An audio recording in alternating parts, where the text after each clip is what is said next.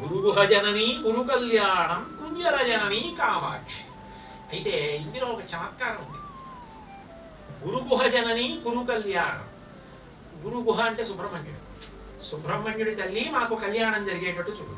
కుంజర జనని కామాక్షి, విఘ్నేశ్వరుడి తల్లి కామాక్షి. పెద్ద కొడుకు విఘ్నేశ్వరుడు కదా, ముందు ఆయన రావాలి, వెనక్కి సుబ్రహ్మణ్యుడు కదా. కానీ ఇందులో చమత్కారం ఏమిటంటే గురుగుహ జనని గురు కళ్యాణం కుంజర జనని కామాక్షి అన్నారు.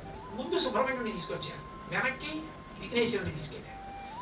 దీనికి ఆధారం ఎక్కడ లభిస్తుంది అంటే కుమార గణనాథాంబ. వ్యాసుల వారు కూడా లలితా సహస్రంలో కుమార గణనాథాంబ అని ప్రయోగించారు. పిఠాపురంలో రాజరాజేశ్వరి అమ్మవారి శంకరాచార్యుల వారి ప్రతిష్ట. కుమార గణనాథాంబ, సుబ్రహ్మణ్యుడు విఘ్నేశ్వరుడు అటు ఇటు ఉంటాడు.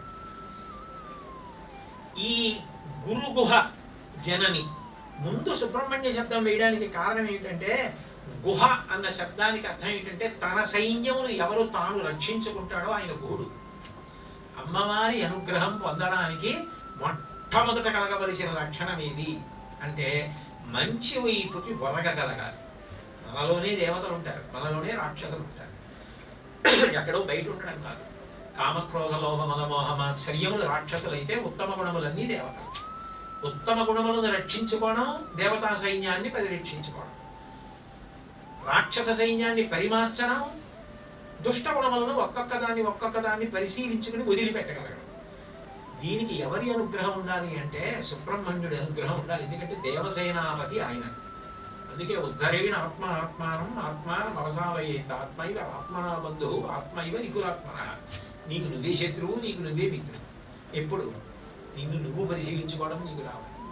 వచ్చి నీలో ఉన్న ఉత్తమ గుణములను పెంచుకోవాలి, నీలో ఉన్న రాక్షస గుణములను తుంచుకోవాలి. ఇది నీ సాధనలో నీకు రావాలి తప్ప ఎవరి వల్ల నీకు ఎలా సంప్రాప్తమవుతుంది? సాధన నీ వైపు నుంచి నడవాలి. ఇది నడవాలంటే దానికి అధిపతి ఎవరంటే గురుగుహ సుబ్రహ్మణ్యుడు.